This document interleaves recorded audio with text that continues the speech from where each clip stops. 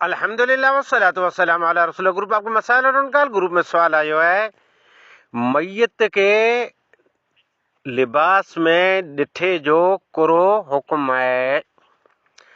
जेको अहले ईमान हिन फानी दुनिया मां मौत जो मज़ो चखे लाॾाणू करे विया आहिनि, उन तमाम अहले तौहीद ला दुआ घुरई खपे, अल्लाह ताला उन्हीं जूं कबरूं कुशादा फरमाए।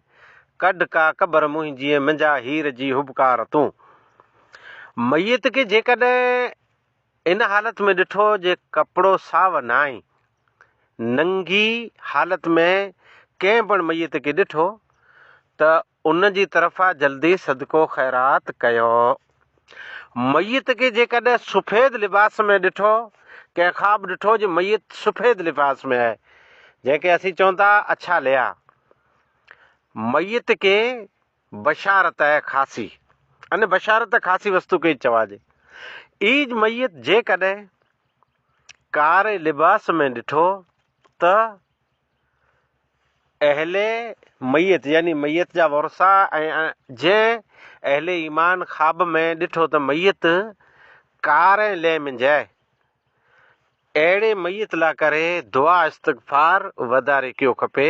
अल्लाह वधारे बहितर ॼाणे थो। आख़िर दवाना अल्हम्दुलिल्लाहि रब्बिल आलमीन।